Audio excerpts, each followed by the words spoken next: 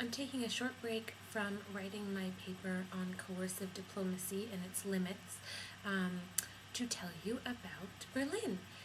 Berlin was wonderful, and it was a really excellent experience. It met my expectations, but it was completely different than what I expected. So, um, yeah, I went with, I think it was 12 or maybe 16 Cambridge students for the most part that are all on various prestigious scholarships, many of them from the Fulbright Scholarship Program in the States. So it was a humbling experience for me with so many incredibly intelligent people, but it was really quite surprising how down to earth they all were, and that was great. And I've been invited to Cambridge for a dinner, and that would be really cool too, because even though my school is a bit of a hippie school, it'll be nice to see how Cambridge does it, because they are most definitely the opposite of that. They told me it was sort of like having dinner in Harry Potter's school. I don't know, I haven't read the books or anything, I don't know, but I assume that means candles on the table, and I don't know, maybe they're floating, maybe they're not, I don't know. Anyway, Berlin. It was quite surprising, actually, how little English is spoken there, and by no means am I upset by that fact at all. It's just, quite frankly, I should have prepared more in terms of understanding German, but that's okay. We did manage. I was also told before we got there that Germany is rather protective of their language compared to other European centers. And, for example, if a new movie comes out with George Clooney as the main character in Denmark, they usually just leave it in English with Danish subtitles. But in Germany, they actually have an actor who is sort of George Clooney. So he does all of George Clooney's movies, and he dubs them in German.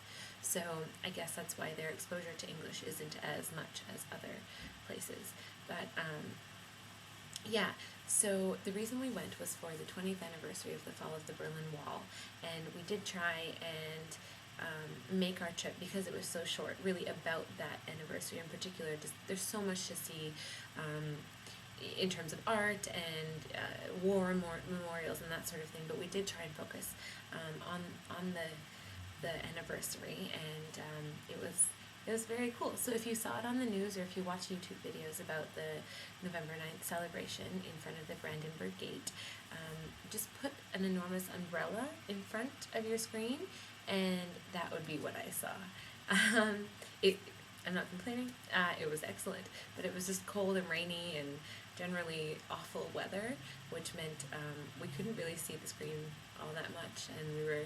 But I mean, Hillary Clinton was there, Nicolas Sarkozy, Gorbachev was there, little Gorby, he was so cute. Angela Merkel, of course, Gordon Brown. Yeah, it was really a very cool experience, and I'm excited to tell my kids and grandkids and stuff about it years from now. But just like everything that is built up to be so amazing, it's never quite as great as you think it is. You know, like New Year's or birthdays or even parades, for goodness sake, or fireworks. You know, it's always kind of disappointing. But this was not disappointing. It was really very fascinating.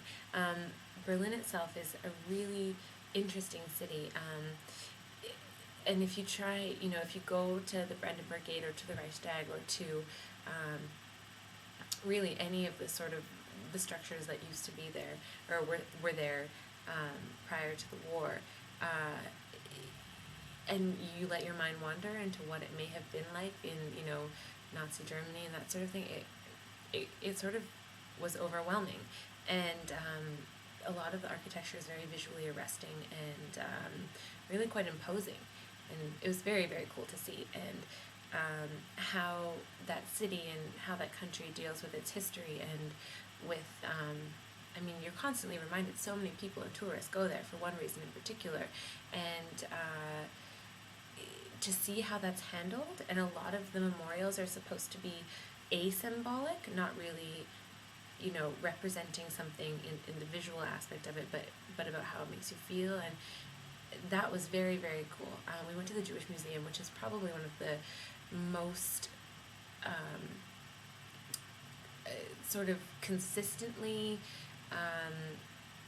museums I've ever been to. From the very beginning to the very end, there seems to be this sort of theme, and it's not something that I can really define in words. It's just this feeling that you get, and I really, really appreciated what they did there, and I really enjoyed that a lot.